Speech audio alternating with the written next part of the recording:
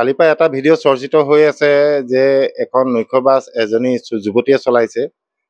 ড্ৰাইভাৰজন কাষত শুই আছে। এইটো খুবেই ভাইৰেল হৈছে। ইয়াত মোৰ প্ৰতিক্ৰিয়া বুলি ক'বলৈ হ'লে এটাই কথা, ৩৬জন যাত্ৰী লৈ পেলাই জীৱনৰ লৈ পেলাই হেতালি খেলিব নালাগে।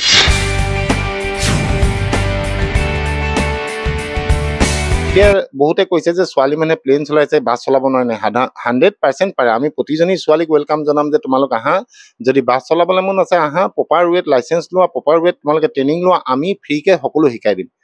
কিন্তু ৰাতি মানুহ শুই থাকিলে মনে মনে বাছৰ চিটত বহি বাছ চলোৱাটো কেতিয়াও গ্ৰহণযোগ্য নহয়।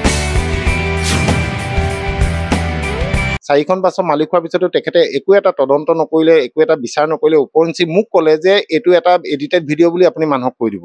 মই কিহৰ কাৰণে মিছা কথা ক'ম, য'ত মানুহৰ জীৱনক লৈ পেলাই হেতালি খেলিছে, যে জীৱনক লৈ।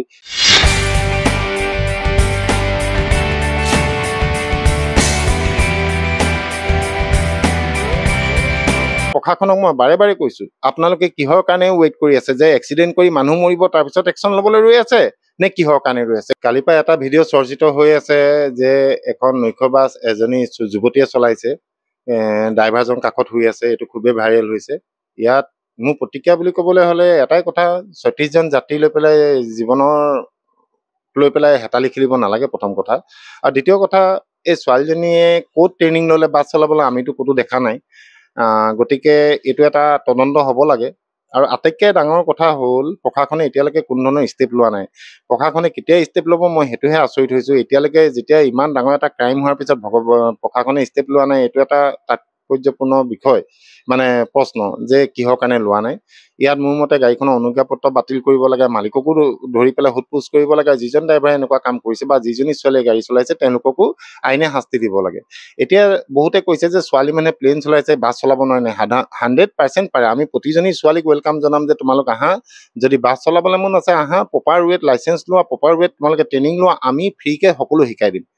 কিন্তু ৰাতি মানুহ শুই থাকিলে মনে মনে বাছৰ চিটত বহি বাছ চলোৱাটো কেতিয়াও গ্ৰহণযোগ্য নহয়। যিসকলে ইয়াত তেনেকুৱা ধৰণৰ কথা কৈছে তেওঁলোকে এবাৰ ভাবক, আপোনালোকৰ ঘৰৰ কোনোবা যদি সেই বাছখনত থাকিলেহেঁতেন আৰু উঠি আহি দেখিলেহেঁতেন এজনী কম বয়সীয়া ছোৱালীয়ে বাছখন চলাই আছে, আপোনাৰ কেনেকুৱা লাগিলেহেঁতেন?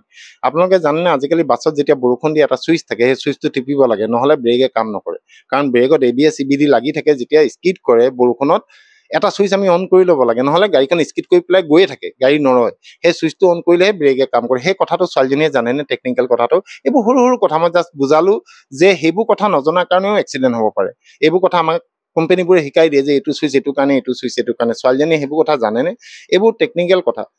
এতিয়া যিজন মালিক, তেখেতৰ 4খন বাছ চলি আছে। 2খন শিলিগুৰি শ্বিলং চলে, 2খন তিনিচুকীয়া গুৱাহাটী চলি আছে।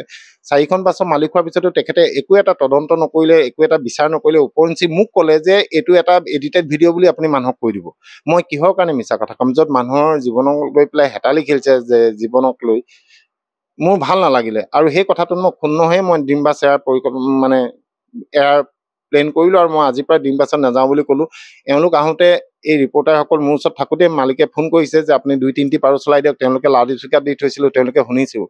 মই কৈছোঁ মই আৰু নাযাওঁ, মই ড্ৰিম বাছত, য'ত আপোনালোকে একো একশ্যন নল'লে। গতিকে ইয়াত মই সজোৰে প্ৰতিবাদ কৰিছোঁ। এনেকুৱা ধৰণৰ কাণ্ড অসমত আৰু হ'ব নালাগে।